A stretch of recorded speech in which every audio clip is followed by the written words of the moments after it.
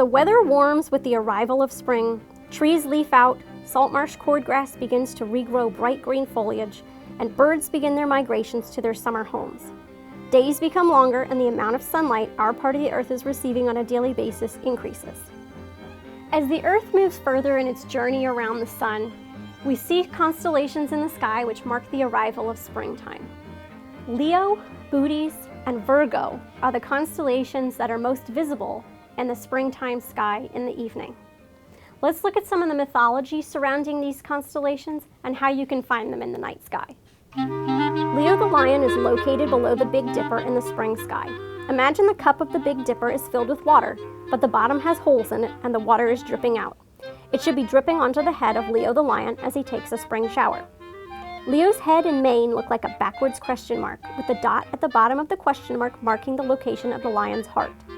The name of this star, Regulus, means king, and a lion is sometimes called king of the beasts. The back part of the lion takes the shape of a triangle.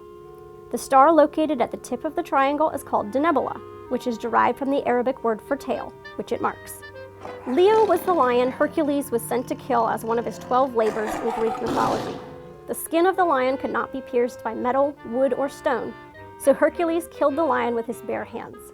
He then removed the pelt with one of the lion's own claws and wore it as a cloak.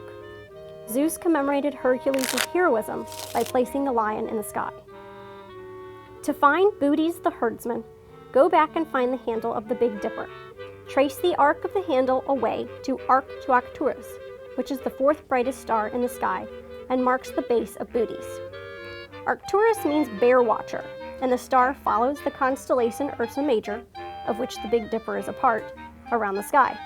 The constellation Bootes has the shape of a kite or an ice cream cone.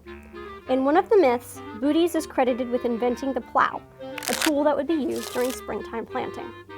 We can continue from the handle of the Big Dipper to Arcturus and then Spike to Spica, a bright blue-white star in the constellation Virgo. Spica means ear of grain and marks a sheath of wheat being held in Virgo's hand. The pattern of stars in the constellation do not look much like a maiden and are relatively faint, but Spica is easy to find. Virgo is associated in Greek mythology with Persephone, the daughter of Demeter, the goddess of the harvest. Legend says that Persephone was kidnapped by Hades and taken to the underworld. Demeter abandoned her role caring for the crops, trying to get her daughter back. As a compromise, Zeus ordered that Persephone be released for half the year. During the half of the year that she spends with her mother, the earth is warm and her mother takes care of the harvest. And while Persephone is gone, the earth is cold and vegetation doesn't grow. The appearance of Virgo in the night sky marks the beginning of the planting season. Springtime is a time of growth, renewal, and rebirth. And the constellations found in the sky this time of year have stories associated with these themes. The next time you notice signs of the spring in the Lowcountry, go out under the night sky and see if you can spot the constellations that mark the changing of the seasons as well.